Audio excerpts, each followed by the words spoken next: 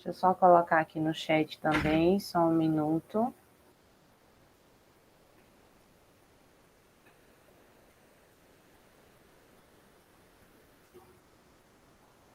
Então, vamos lá, vamos começar a nossa aula de hoje. O nosso conteúdo de hoje é escoamento externo. Eu vou fazer uma retomada do conteúdo, lembrando e reforçando que foi deixado um vídeo para que vocês assistissem assíncrono com a parte teórica, né, na aula de terça-feira. E hoje falaremos de escoamento externo, viscoso, incompressível. Vamos retomar o conceito da camada limite, mas para o escoamento externo. Vamos falar de força de arrasto, força de sustentação. Só lembrando aí, antes da gente começar a gravação, eu já falei das nossas datas. Nossa prova é de hoje a 8. Esse é o nosso último conteúdo. Na aula de terça-feira, a gente vai ter uma revisão. Tá? Eu vou postar também uma revisão assíncrona para reforçar, então amanhã eu posto essa revisão para vocês. Mas, pessoal, quando tem um vídeo assíncrono, né, é para que vocês assistam, para que vocês vejam a aula que foi disponibilizada de forma assíncrona.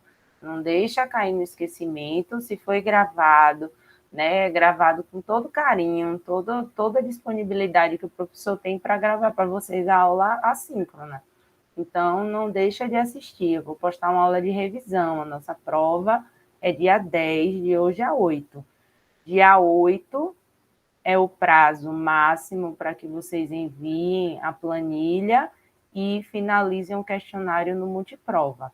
Eu vou corrigir, quero dar nota antes aí da prova, e aí no dia 10 vocês fazem a prova.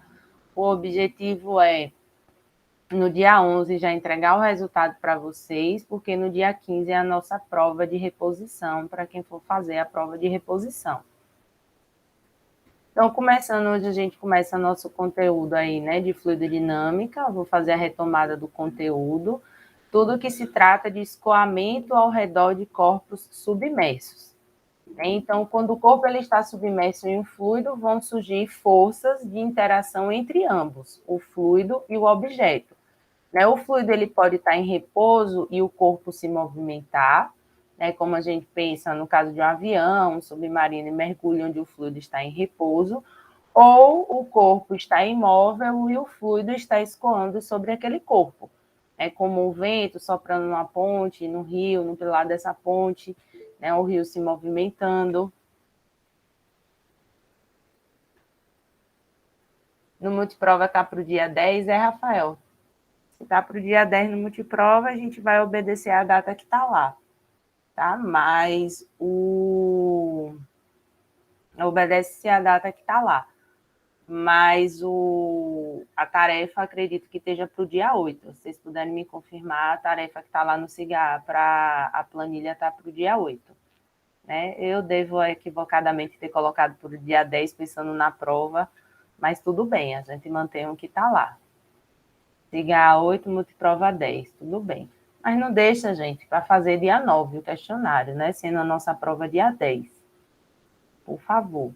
E aí eu já dou a nota aí do questionário junto com a nossa prova no dia 11. Tá? Então, em ambas as situações, seja o corpo imóvel ou o corpo em movimento, o fluido imóvel ou o fluido em movimento, a gente vai fixar essa referência no corpo e tratar como se o fluido estivesse escoando sobre ele. Esse fluido não envolto, ilimitado, escoando sobre um objeto, sobre uma superfície sólida. A gente vai ter a formação da camada limite também, assim como falamos para o escoamento interno, A formação da camada limite existia no escoamento interno e ela existe aqui também no escoamento externo sobre esse objeto. Lá pode ser laminar ou turbulento, existe o arrasto em veículo, a sustentação de asas de aviões, essa formação da camada limite também em torno de corpos em testes de túnel de vento.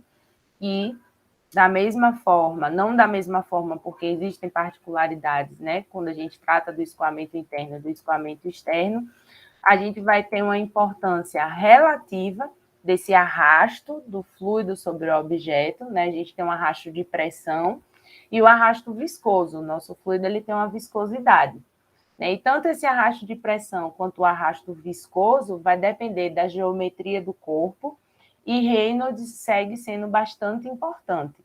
O número de Reynolds ele vai definir como vai se dar essas linhas de corrente do fluido sobre o objeto, como vai se formar essa camada limite, que pode ser uma camada limite laminar ou turbulenta. O fluido ele vai aderir àquela superfície do corpo, né? E essa viscosidade vai transmitir essa adesão e criar essa camada que vai se movimentando, né, com a superfície, a depender da geometria e a depender do número de Reynolds.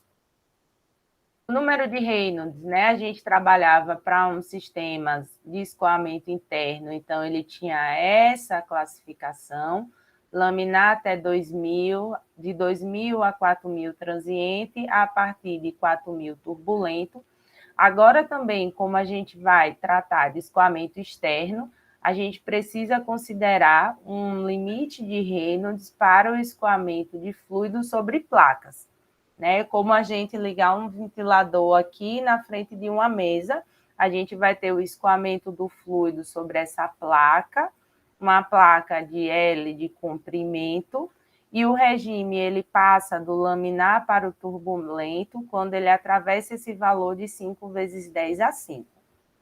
E aí, no número de Reynolds, onde a gente tinha diâmetro na nossa fórmula, a gente passa a ter o comprimento dessa placa. Então, o Reynolds crítico para o escoamento em placas, por exemplo, vai ser 5 vezes 10 a 5.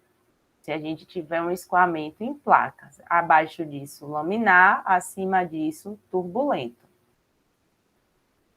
Existem situações onde a gente vai ter baixo número de Reynolds, né? Quando a gente trata aí de gotículas de pulverização no ar, onde a gente tem aí uma situação de escoamento externo, esses números de Reynolds serão bem baixos. A gente vai tratar também no escoamento interno, a gente falava de números de Reynolds bem altos, né? Aqui tem essa possibilidade em algumas situações, né, em torno dos glóbulos vermelhos do sangue, o sangue escoando em torno desses glóbulos, é um escoamento externo aos glóbulos vermelhos. Sistemas de lubrificação também, escoamento em reatores, catalisadores, em meios porosos, também é um escoamento externo, e esses, na sua maioria, com baixíssimos números de Reynolds. Vamos ter situações também com alto número de Reynolds, quando a gente tem o escoamento sobre automóveis, helicópteros, submarinos, aeronaves, né? Fluido sobre escoando ali num navio, num pilar de uma ponte, aviões, mísseis, projéteis, tudo isso terá um altíssimo número de Reynolds, né? São corpos aí não planos, aerofólios, e os números de Reynolds tendem a ser muito mais alto, né? O escoamento ele ocorre em torno de um corpo carenado, essa formação da camada limite também é diferente de um corpo robundo ou do que sobre uma placa. E essa camada limite é justamente essa região delgada próxima a essa parede, onde a gente vai ter as tensões viscosas. Aí a viscosidade ela segue sendo um agente, né, de transmissão dessa particularidade que é o princípio da aderência, e ela vai tender a desacelerar o fluido, né, que se desloca quando em contato com a superfície a uma determinada velocidade. Para corpos robustos ou aerodinâmicos, né, independente aí dessa geometria, esses efeitos viscosos, juntamente com outras características, como o gradiente de pressão, eles são responsáveis pela essa formação dessa esteira, né, dessa camada limite aí se formando ao longo do escoamento. Né? E quais são esses fatores que vão influenciar o gradiente de pressão, a rugosidade superficial, a transferência de calor, as forças de campo. Se houver algum tipo de perturbação no escoamento desse fluido, ele vai afetar, né, essa transição, essa formação da camada limite, essa formação da trajetória e das linhas de corrente ao redor desses corpos. Essa posição também é bem importante, além da geometria e do número de Reynolds, né? A posição do corpo em relação ao fluxo do fluido, né? Muda sensivelmente essa camada limite, né? Observe essas linhas de corrente aqui formadas ao redor do corpo nessa posição, né? Quando muda-se a posição, a gente tem toda uma alteração. A gente tinha uma turbulência aqui no final desse corpo, agora a gente tem uma turbulência muito maior do fluido se a gente altera a posição desse corpo. E a gente consegue calcular essa espessura da camada limite, né? A geometria tem uma influência e a distância da superfície até a camada limite, né? Essa formação aí da camada limite, onde a velocidade ela vai ser igual à velocidade a montante do escoamento, é conhecida como espessura da camada limite. A gente consegue quantificá-la, né? Então, se a gente está falando, por exemplo, do escoamento sobre placas, onde o nosso Reynolds crítico é 5 vezes 10 a 5, a gente consegue calcular essa espessura da camada limite, conhecendo o número de Reynolds, o comprimento X, o comprimento dessa placa, se o regime ele for laminar ou turbulento. Lembrando, sendo X o comprimento da placa, né? E dividindo-se aí mais uma vez em regime laminar e em regime turbulento. Eu falei que a gente ia citar Reynolds e utilizar o número de Reynolds até o nosso último dia de aula, né? E hoje é o nosso último dia de conteúdo, onde a gente vai falar de Reynolds, onde a gente vai seguir quantificando, classificando esse regime, para depois disso a gente buscar as variáveis de interesse para resolver nossa situação problema. Quando o corpo ele entra em contato com o objeto, gera uma tensão, né? Então, a gente consegue calcular esse coeficiente de fricção, né? Seja para o regime laminar ou turbulento, e também calcular essa tensão, né? Esse coeficiente de fricção ele pode ser obtido por meio da tensão, da massa específica e da velocidade, ou do número de Reynolds. Então, a gente consegue quantificar esse coeficiente de fricção ou essa tensão conhecendo essas variáveis, né? A massa específica do fluido, a velocidade de escoamento, a velocidade média de escoamento desse fluido ou o número de Reynolds, seja o regime laminar ou seja o regime turbulento, né? A gente tem muitas equações nesse conteúdo também, sempre dividindo o regime laminar ou turbulento, né? São equações empíricas, equações que vão ter aí os seus coeficientes. Eu não vou estar demonstrando, né, o passo a passo dessa equação, senão a gente teria aqui tempo, né? Teria que ter um tempo enorme para fazer um a um. Mas lembrando, sempre elas estão divididas para regime laminar e para regime turbulento.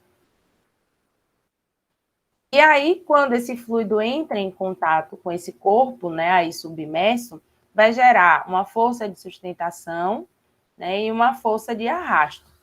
Essa força de arrasto ela vai possuir duas componentes, tanto a de força de arrasto viscosa, que é a resistência ao escoamento, e a força de arrasto de pressão.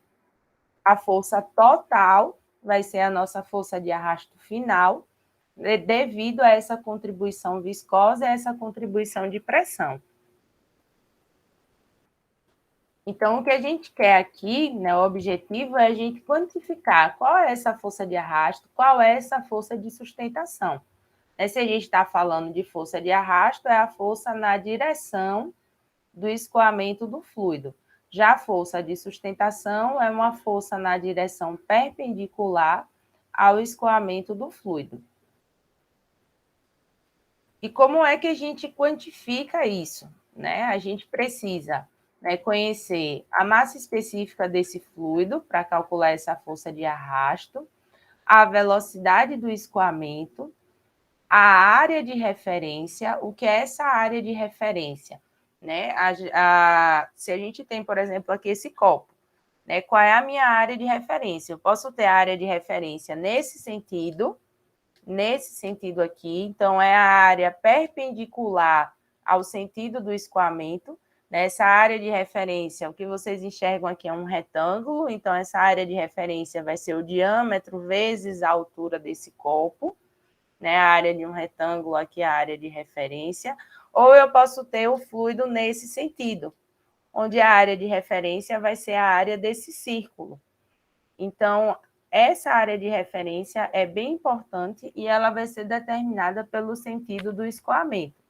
É sempre a área aí perpendicular ao sentido do fluxo, né? Então, ela é a área projetada, né, perpendicularmente ao escoamento. É a maior área, a área predominante, onde esse fluido escoa.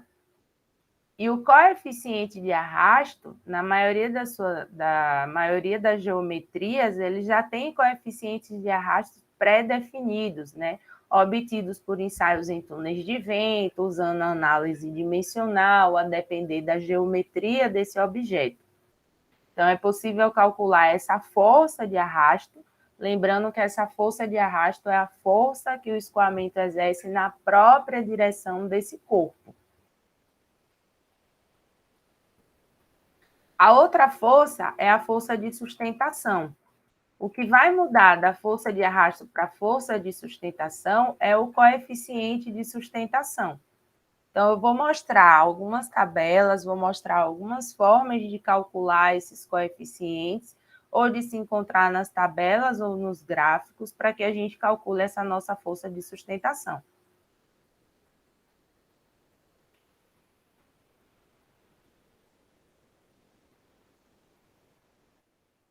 Essa tabela, por exemplo, né, ela vai trazer o coeficiente de arrasto de diferentes geometrias, então um prisma quadrado, né, essas setas aqui elas vão representar o sentido do fluxo.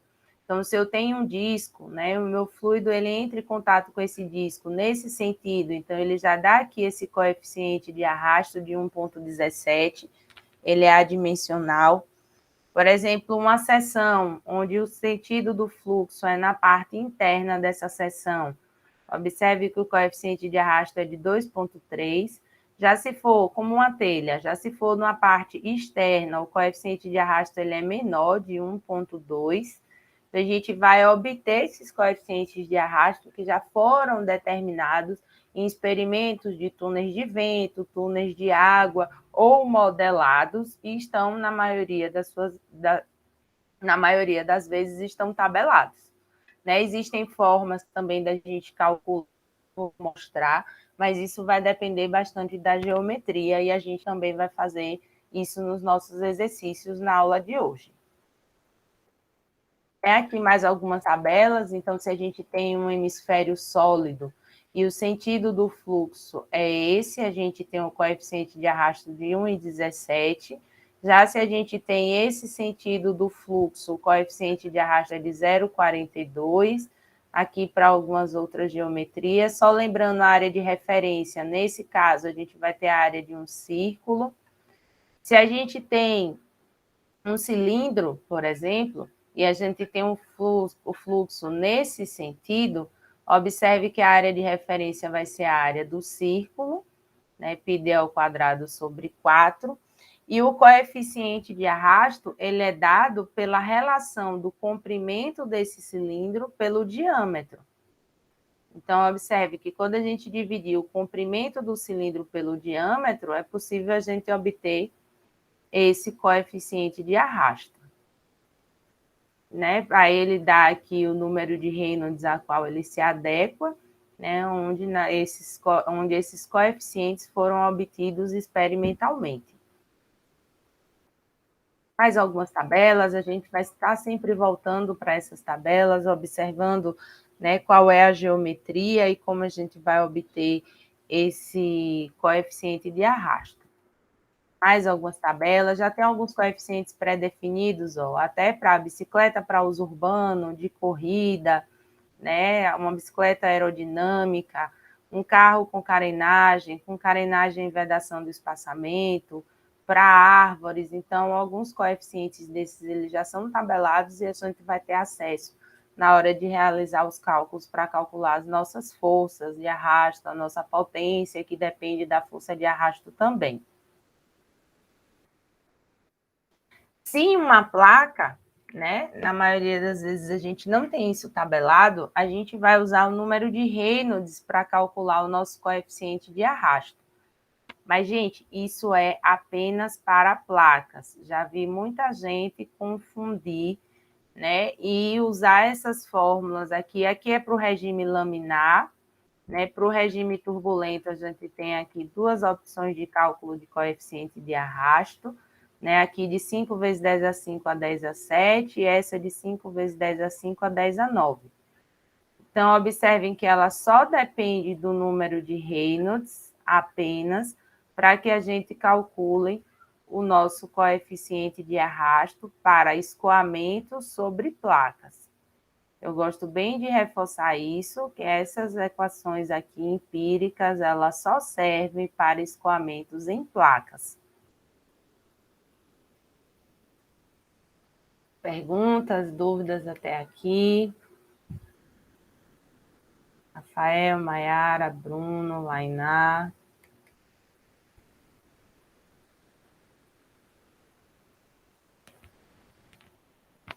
Tranquilo? Não, mais ou menos, talvez. Estão compreendendo o que eu estou falando?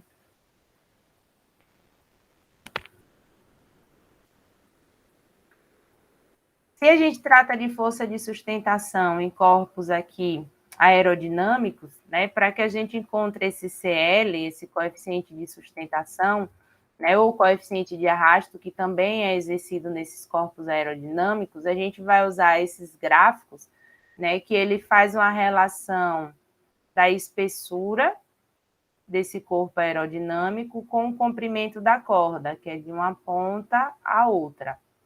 Então, a depender aqui do que a gente quer, se é o arrasto total, o arrasto de atrito ou o arrasto de pressão, com esta relação a gente pode obter o nosso coeficiente de arrasto para corpos aerodinâmicos. Só a gente cruzar com o arrasto que a gente quer calcular e obter o nosso CD do lado esquerdo. Nenhuma dificuldade aqui para a gente enxergar nesses gráficos. Aqui também tem outros gráficos com os coeficientes de sustentação, né? Mas esse gráfico é apenas para uma seção convencional, então ele vai depender do ângulo de ataque, né? O ângulo de ataque é esse ângulo formado entre o sentido do fluxo e o início da corda. Ó, o sentido do fluxo e a nossa direção aqui dessa corda forma esse ângulo chamado de ângulo de ataque, que vai nos permitir obter aqui, se for 12, né, o coeficiente de sustentação aproximadamente aí 1,6. Se for 8, nosso coeficiente de sustentação aproximadamente 1. Então, a gente obtém esses valores. Se for 4, o coeficiente de sustentação aproximadamente 0,6. Então, a gente consegue obter aí esses coeficientes também por meio do ângulo de ataque. Tanto de sustentação quanto o coeficiente de arrasto. Isso para uma seção aí convencional aí na ACA 23015. Vamos fazer exercício. Vamos lá, quero todo mundo participando. Vai ter uns valendos aí, só assim para vocês participarem aqui comigo. Já estou com lápis, papel e caneta. Vamos exercitar, gente, que essa é a nossa aula que a gente vai ter desse conteúdo para exercitar. Então, vamos lendo as questões, vamos interpretando. Somos poucos, então vamos fazer os exercícios. Se eu postar aula assíncrona, vocês não assistem. Se eu postar aula de exercício, espero que vocês participem, façam aqui de forma assíncrona. Um painel de anúncio retangular de 2 metros de altura e 4 metros de largura. Ele está falando desse painel aqui. Está preso a um bloco de concreto de 4 metros de largura e 0,15 metros de largura. É de largura e de largura não, é de comprimento e de largura. Espera aí, viu? Deixa eu arrumar isso aqui. comprimento e 0,15 de largura. Ele está preso por 2 mastros. São esses 2 mastros aqui.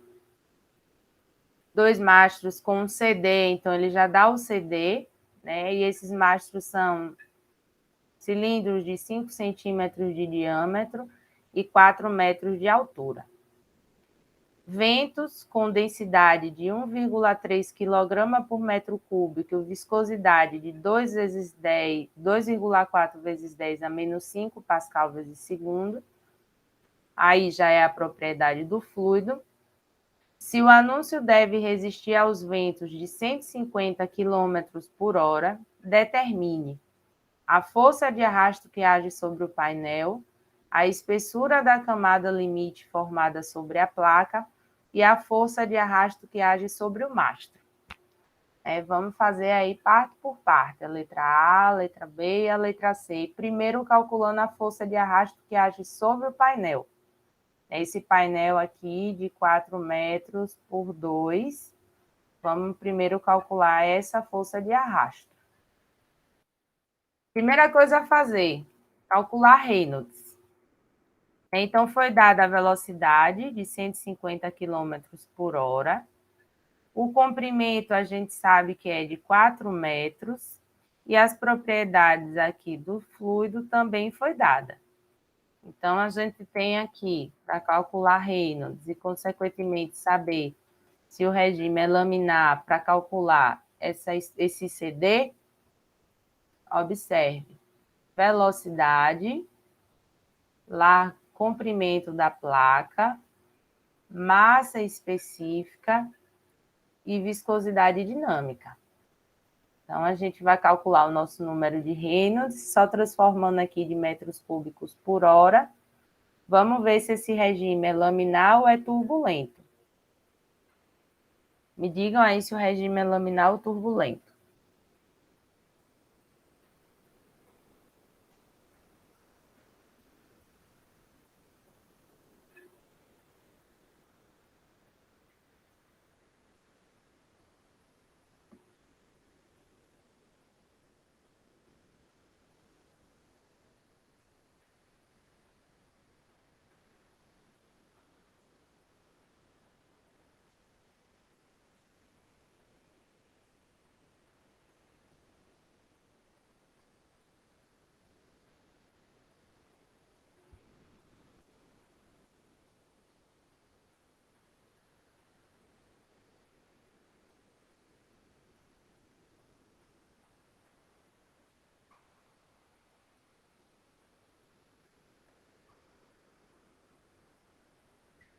Turbulento, a Ana me disse aí que é turbulento.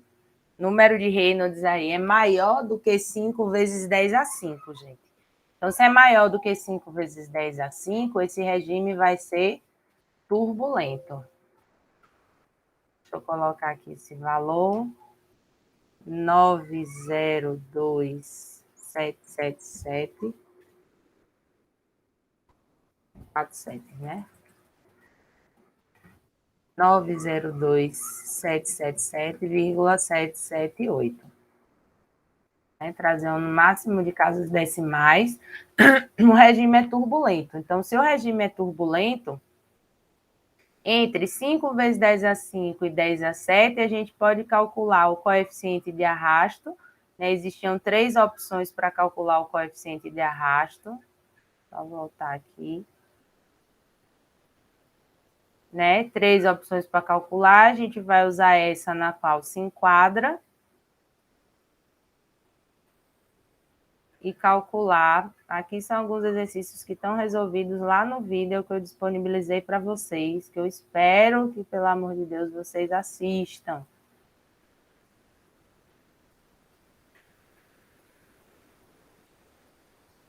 Já estou apelando e pedindo força extra. 0,074 dividido por Reynolds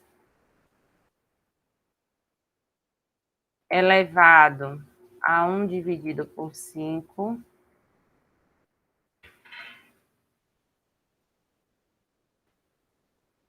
1.740 dividido por Reynolds. Vamos encontrar o coeficiente de arrasto, porque ele quer a força de sustentação, e a gente precisa do coeficiente de arrasto para encontrar a força de sustentação.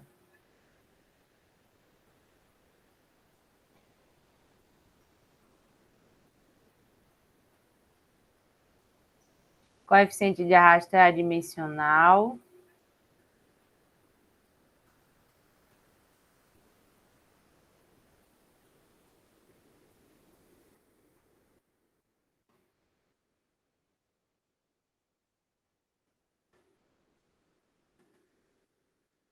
Então, já temos o coeficiente de arrasto, ó, para calcular a força de sustentação. Quem vai ser a área de referência? Já temos também a velocidade.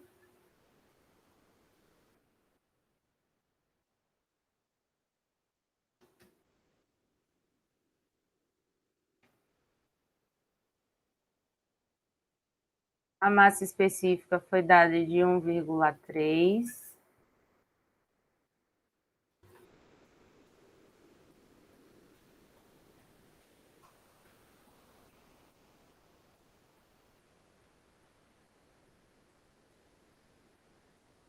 Vou botar as unidades aqui direitinho.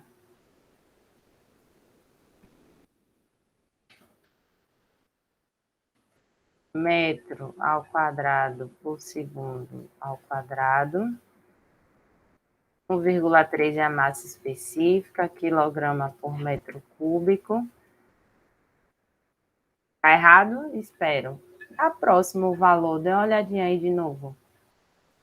O valor dá próximo a esse, pelo que eu me lembro. Faz de novo aí, Rafael. Por favor.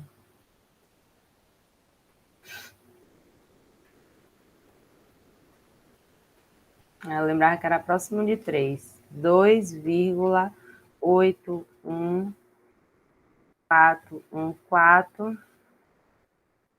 Obrigada, Maiara e Rafael. Vezes 10 a menos 3. Então, o C dele é adimensional. Quem vai ser a nossa área de referência?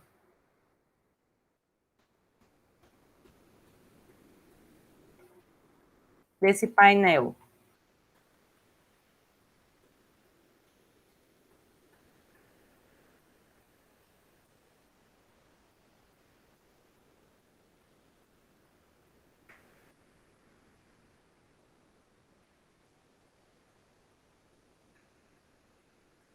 A parte retangular de 4 por 2 metros.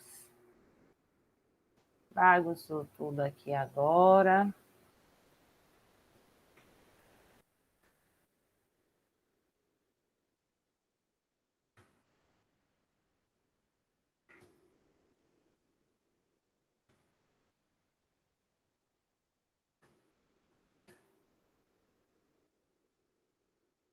Né? Nossa área de referência. Olha como o nosso fluido está escoando sobre o painel. Então, a área de referência é a área de 4 por 2. Quanto é que vai dar essa força de arrasto? Acho ótimo quando o PowerPoint bagunça tudo.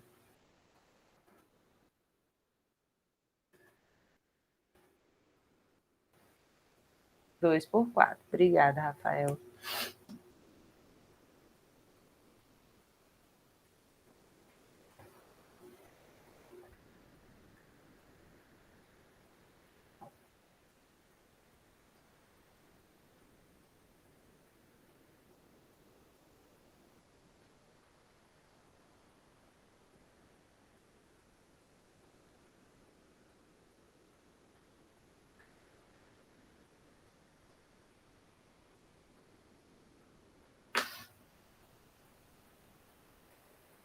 Olha a unidade, Mayara, cuidado, ó, botei todas as unidades aqui. Pode, só tem que arrumar essa unidade. Vou deixar assim. Lembraram aqui do meio também, 1 por 2? Faz com calma, façam com calma, a gente tem tempo na nossa aula de hoje.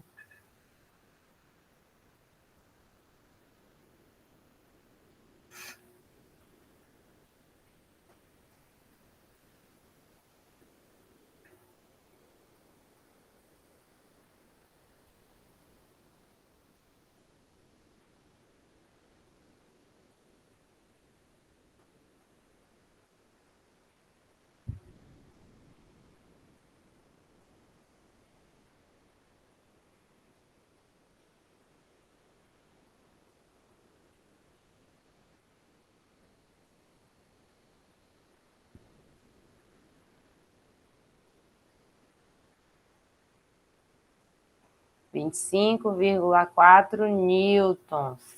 Unidade de força, 25,40543 newtons. É a nossa força de arrasto. Somente sobre a placa. Ele pede também a força de arrasto sobre o mastro. Foi pedido também a espessura da camada limite sobre a placa, então observem que isso vai depender se o regime é laminar ou turbulento. Como o nosso regime é turbulento, a gente vai fazer 0,381 vezes o comprimento da placa, que é de 4 metros, dividido por Reynolds, elevado a 1 dividido por 5. Essa vai ser a espessura da camada limite formada sobre essa placa quando o vento escoar a 150 km por hora.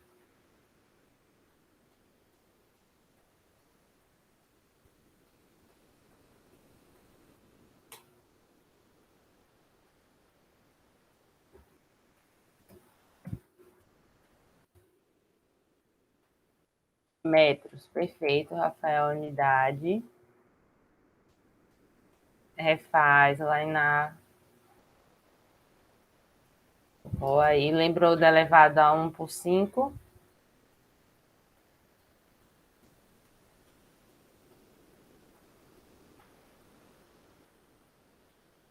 Dá um tempo aí para refazer. Multiplicou por 4, 0,381.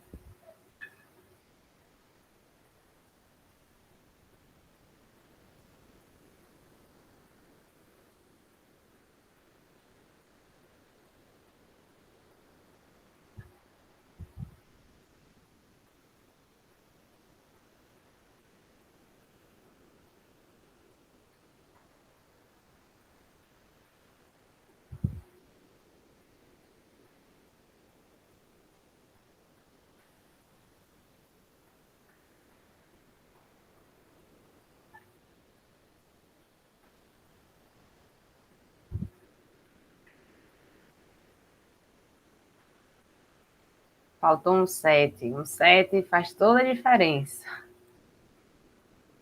Olha, ele pede a força de arrasto depois somente no mastro. E no mastro ele dá o CD de 0,3. Então, olha, vamos calcular essa força de arrasto no mastro. Velocidade ao quadrado, a massa específica. Quem vai ser a área desse mastro? É um mastro que ele fala de 4 metros de largura. Não, cadê o mastro? 2 mastros, não, o mastro aqui. Por 2 mastros, que tem 0,5 centímetros. Não, é o mastro, não é a placa de baixo, não, Rafael. Foi o que eu estava lendo da placa de baixo. Ele tem 0,5 ou tem 5 centímetros de diâmetro e 4 metros de altura. Ele é um cilindro, mas o fluido vai estar nesse sentido, no mastro. Então, a área de referência é a área desse retângulo, de 0,05 metros vezes 4 metros. Oh, você tinha botado isso, não foi? E eu aqui. Pensei que você foi tão mais rápido do que eu pensei que você tinha botado o 4 da base de concreto. Obrigada. E o CD que já foi dado de 0,3.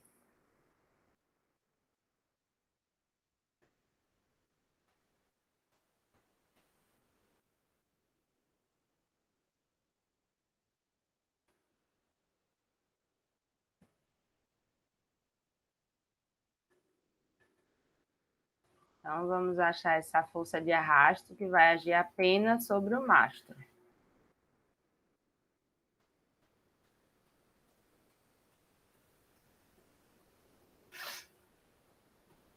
Sessenta e 67,7083 newtons. Certo? Então, encontramos tudo que a questão pediu. Primeiro, calculamos Reynolds, né, que deu turbulento, calculamos o CD, a força de arrasto no painel, depois a espessura da camada limite para o regime turbulento e a força sobre o mastro, onde foi dado o CD. Perguntas, dúvidas? E precisa se atentar bastante à geometria, né, o sentido do fluxo, para encontrar o que é pedido e resolver o nosso problema.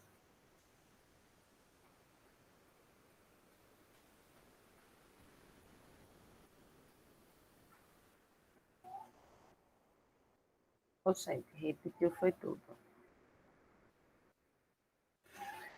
Vamos fazer mais um. Durante o dia de inverno, sopra um vento a 55 km por hora, 5 graus Celsius em um ATM, um lugar frio, né? Então, é dada aqui a massa específica e a viscosidade cinemática para uma casa com 4 metros de altura e 10 metros de comprimento. De 4, o lado dessa placa aqui, dessa casa, é de 4 por 10. Supondo que a superfície das paredes da casa sejam lisas, usando os princípios da fluidodinâmica, determine a espessura da camada limite, formando pelo vento escoando sobre a parede, essa parede listrada, e a força de arrasto que age sobre essa parede. Depois ele pergunta, qual seria o arrasto se a velocidade do vento dobrasse, de 55, né, para 110 km por hora? Vamos primeiro calcular para 55, depois a gente calcula para 50 km por hora.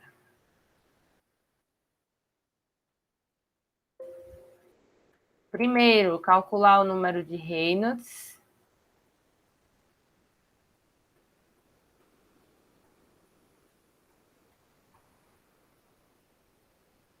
Se for para túnel de vento, teria que ver qual o sistema de modelagem, Rafael. Né? Porque aí, a depender da geometria, né, esse índice de sustentação ele precisa ser modelado.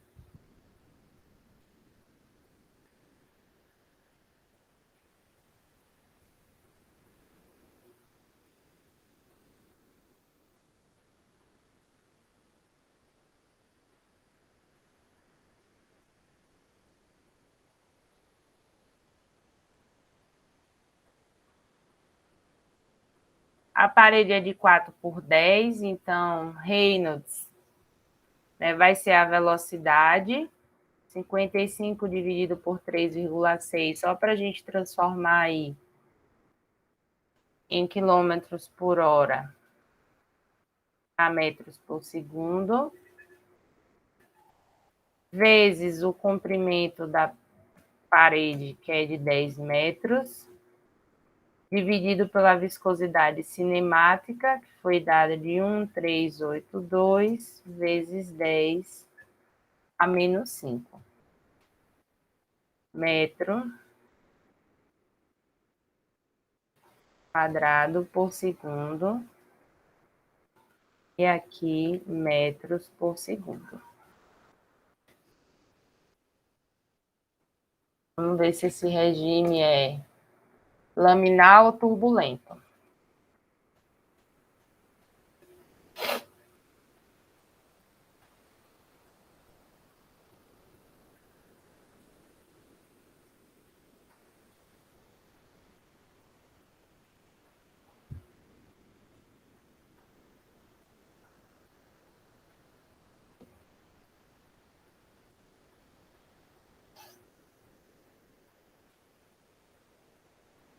turbulento de quanto, Rafael?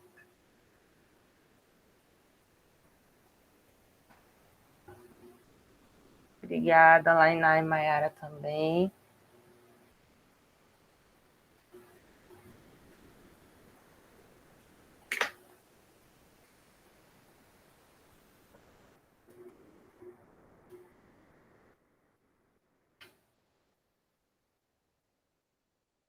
Se o regime é turbulento, né, a gente vai calcular, ele pede a espessura da camada limite, então, para regime turbulento, a mesma forma que a gente calculou a anterior, que também era para regime turbulento, então, 0,381 vezes 10 metros,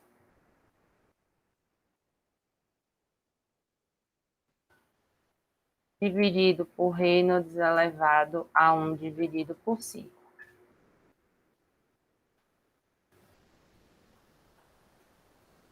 O CD também a gente vai obter para regime turbulento.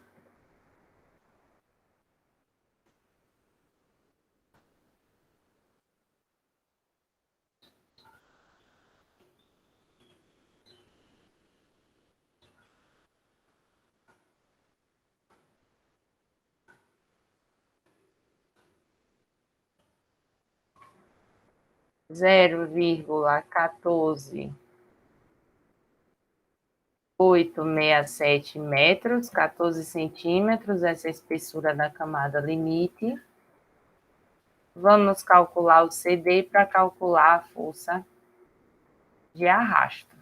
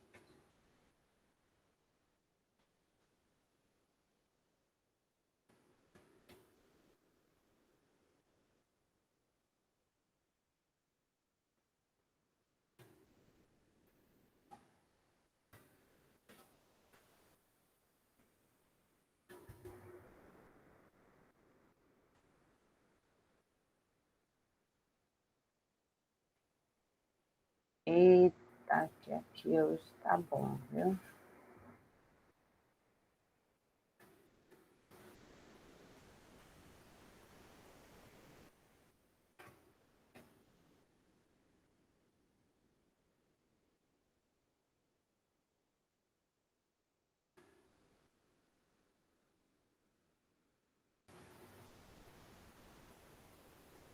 Faltou vezes 10 alguma coisa, Rafael. O CD ele não dá valores tão altos não, tá, gente? Ah, certinho, 0,002811039. A área de referência vai ser a área da placa, 4 por 10.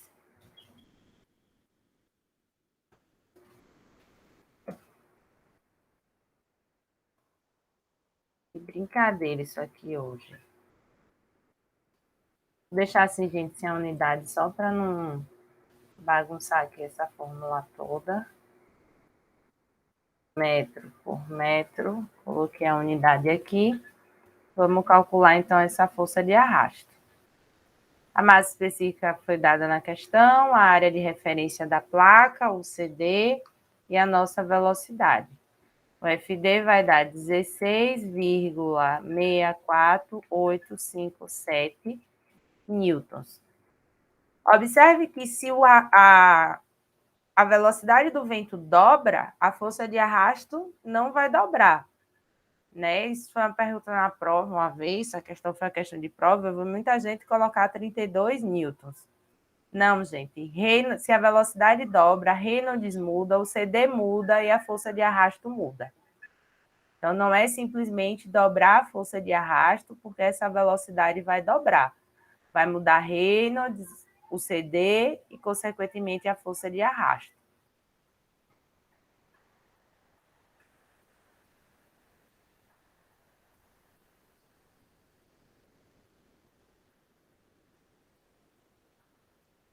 Tem que calcular tudo de novo, Rafael. Vou deixar essa missão para vocês fazerem isso estudando. Calcular tudo de novo. A força de arrasto vai dar em torno de 66 newtons quando a velocidade muda. Quando a velocidade dobra.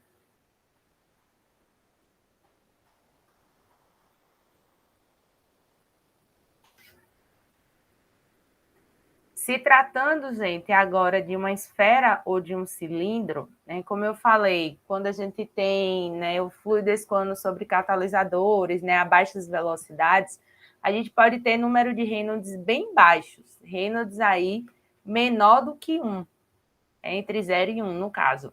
Então, se a gente tem Reynolds menor do que 1, o CD para esfera, e isso vale para esfera ou cilindro, esse CD vai ser 24 dividido pelo número de Reynolds.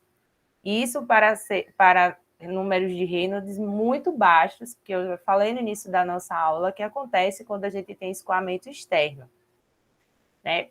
Quando não, a gente vai obter esses CDs por meio desse gráfico. A linha pontilhada é a linha que representa o cilindro liso, e a linha contínua é a linha que representa uma esfera lisa. Então, a gente vai conhecer o número de Reynolds e cruzar com esse tipo de objeto, se for uma esfera ou um cilindro, e obter o nosso CD deste outro lado do nosso gráfico. O CD está aqui, número de Reynolds, e cada uma dessas curvas vão representar um cilindro liso ou uma esfera lisa. Se a gente tiver uma esfera, a área de referência vai ser do círculo, se a gente tiver um cilindro, a área de referência vai ser dl, de acordo com, né, o sentido do fluxo sempre perpendicular a essa área de referência do objeto. Para a esfera ou cilindro, né, esse gráfico vai nos auxiliar aí para obter esse coeficiente de arrasto. É a única forma, geralmente na prova eu sempre coloco, né, se for uma esfera ou um cilindro, né, obter o coeficiente de arrasto por meio do gráfico de esfera, né, ou cilindros. Então, se atentem para vocês não se confundirem, usarem as fórmulas que é só para a placa, para calcular CD de uma esfera ou de um cilindro. Né? Quando não, a gente vai ter os valores do CD tabelado, como foi o exemplo que eu mostrei do mastro. Essa aqui é somente para esferas ou cilindros lisos. Né? Se altera a rugosidade, a gente tem gráficos também que nos trazem esse CD a depender do número de Reynolds para diferentes rugosidades relativas. A gente já sabe o que é rugosidade relativa, que é a rugosidade absoluta dividido pelo diâmetro.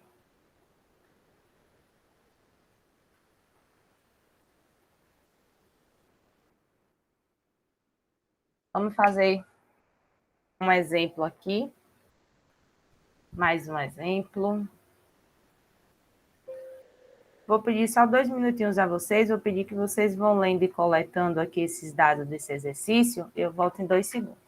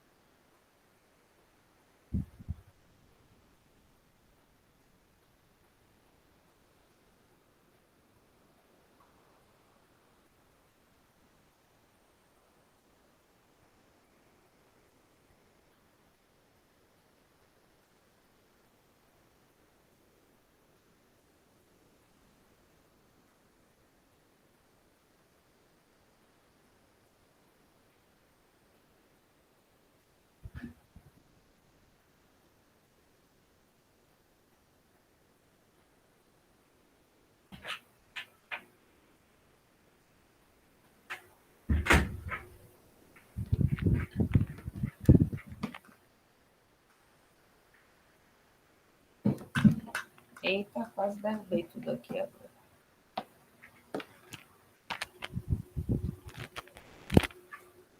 Voltei. Então, nessa questão, ele já traz aqui uma situação de um submarino. Ele fala que a fluidodinâmica é o estudo dos movimentos de fluidos relativos às suas propriedades e características. E as forças que exercem em corpos sólidos nele imerso, a ação do atrito e das tensões de cisalhamento irá causar um acréscimo na força resultante aplicada por esse fluido ao corpo sólido. Considerando que esse submarino possa ser representado por um elipsoide, né, considerando o corpo aí quase cilíndrico, um diâmetro de 5 metros e um comprimento de 25 metros. Por meio da tabela abaixo, é possível encontrar o coeficiente de arrasto, fazendo a relação do comprimento pelo diâmetro. Usando os conceitos da fluidodinâmica para um regime turbulento, então a gente vai usar esse lado aqui da tabela para o regime turbulento. Determine a potência necessária para que esse submarino vença o arrasto ao se movimentar com a velocidade constante de 40 km por hora na água do mar, cuja densidade é 1.025 kg por metro cúbico. Então, primeira coisa que a gente precisa calcular, ele quer a potência. Potência vai ser a força de arrasto vezes a velocidade, né? Porque é a potência necessária para que o submarino vença, né, essa força de arrasto que vai resultar quando ele trafegar, quando ele se movimentar a 40 km por hora. E aí, o coeficiente de arrasto ele é obtido por meio da relação do comprimento, que é 25, dividido pelo diâmetro, que é 5. Né? Então, 25 dividido aí por 5 vai dar 5. E esse coeficiente de arrasto para o regime laminar é 0,3 e para o regime turbulento é 0,1. É como ele pediu no regime turbulento, o CD vai ser de 0,1. Então, a gente vai calcular aí essa potência, que vai ser a força de arrasto vezes a velocidade. A velocidade. Gente, como as unidades estão já homogêneas, eu vou deixar já homogêneas, eu não vou colocar as unidades de tudo, não. A gente já sabe que a força vai dar em Newton. 1025. A área de referência. Qual é essa área de referência? O CD é 0,1. Qual seria essa área de referência?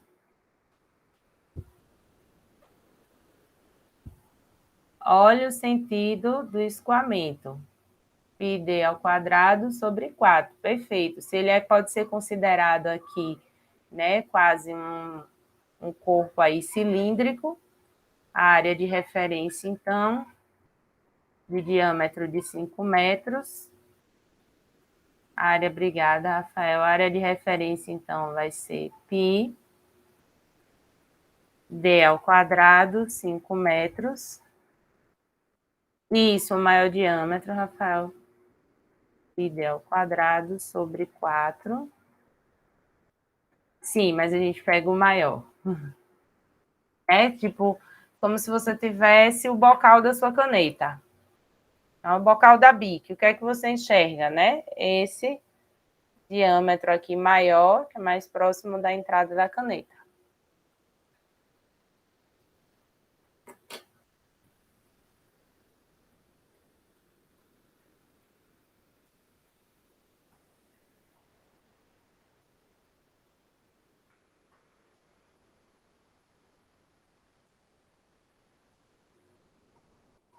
Dois, quatro, 233,505. Tá 8 aí aproximado Newton. A gente já tem a potência, ou a força, perdão, multiplico pela velocidade para obter a potência. sei porque essas equações do PowerPoint hoje não estão ajudando.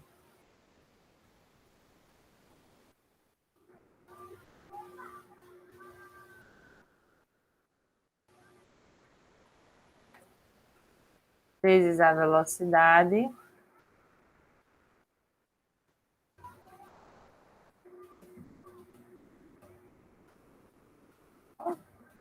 nada fica no lugar que eu coloco.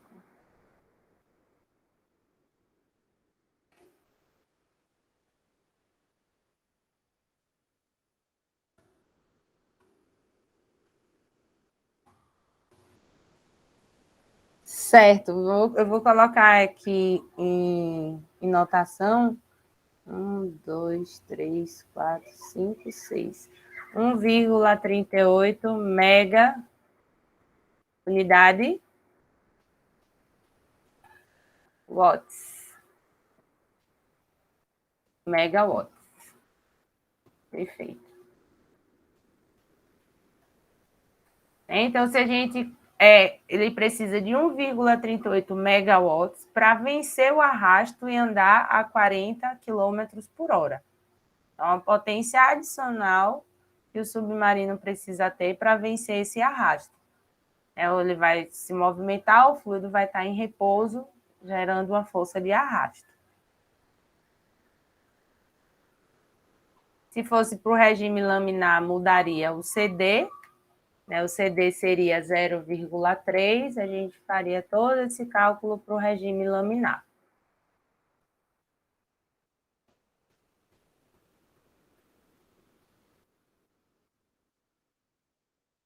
Vamos fazer mais essa. O anemômetro utilizado para medir a velocidade do vento consiste em duas semisferas ocas. Observem aqui que o CD está dado na imagem. Montadas em sentido oposto sobre dois braços iguais, que podem girar livremente quando montados sobre um eixo vertical. Então, ele vai girar livremente, né, desse eixo aqui vertical, que fica na metade aí desse braço de 50 centímetros. Determine a força de arrasto sobre as esferas para um vento com a velocidade de 36 km por hora, sendo a massa específica do ar de 1 kg por metro cúbico.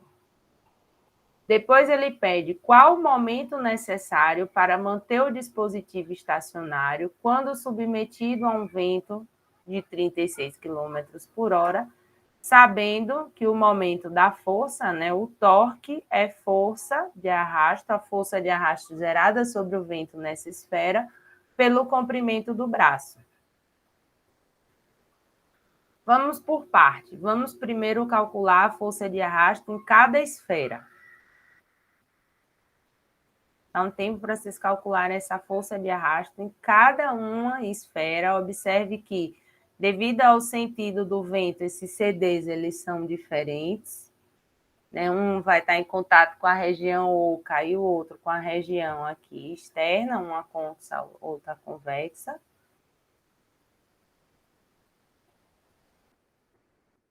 E vamos calcular aí essa força para as duas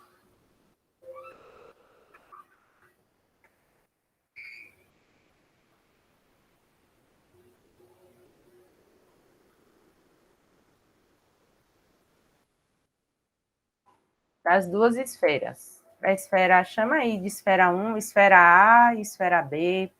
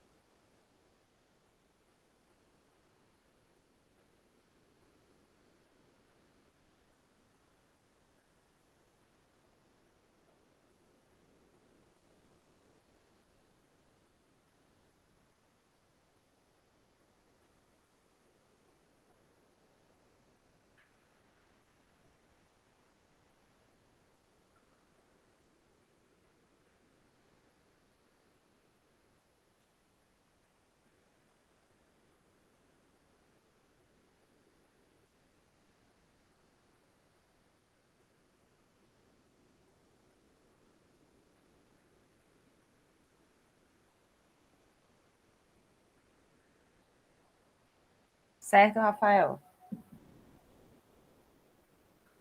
Cadê Maiara e Lainá aí também, estão participando. Vamos calcular a força de arrasto para essas esferas agora, Maiara, com o CD dado aqui na nossa imagem. Bruno, Laísa.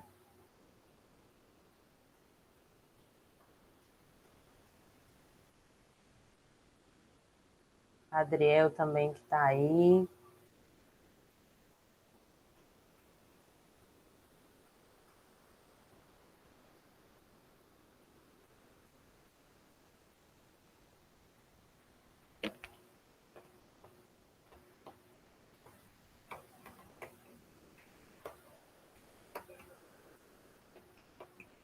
Então, de uma esfera aí 0,5229, foi para a esfera de cima, não foi Lainar, com um CD de 1,33, não foi? Isso, agora faz para outra com CD de 0,34.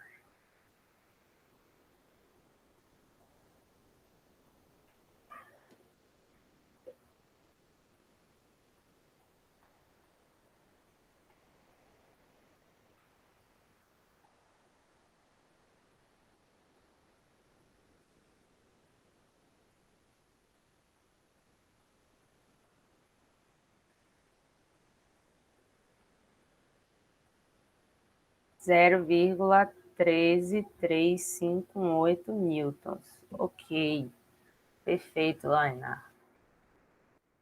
Então, para o primeiro CD de 1,33, a força de arrasto vai ser 0,52289, e o que muda de uma para outra é o CD de 0,34 de 0,13351 newtons. Depois ele pede para que a gente calcule o momento necessário para manter o dispositivo estacionário quando submetido ao vento, né, com essa velocidade de 36 km por hora. Então, a gente vai fazer o momento de um menos o momento do outro, né, vai ser esse momento aí para manter em uma situação de repouso, né, estacionário. Um menos o outro vai ter que ser igual, né, a zero, e a gente quer saber qual deve ser esse momento para eles estarem em repouso. A gente já tem a força de um, já tem a força de arrasto do outro. Quem vai ser o comprimento, L1 e L2? Se vocês olham aqui para essa configuração de anemômetro, né, quem vai ser o comprimento desse braço para cada esfera?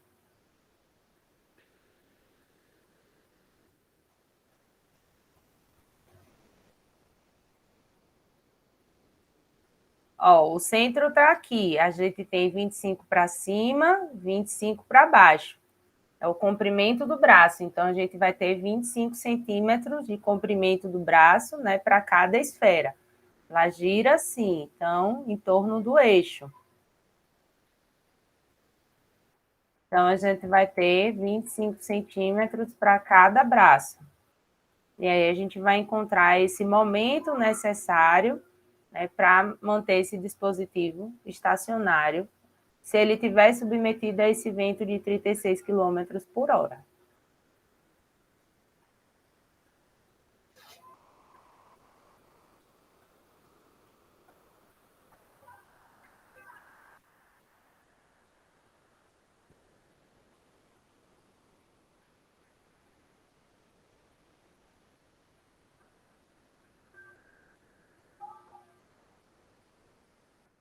Perfeito, Maiara e Lainá, 0,097192,5 é aproximadamente, né, 9 newton vezes metro, é a unidade de momento, né, newton vezes metro. Perfeito.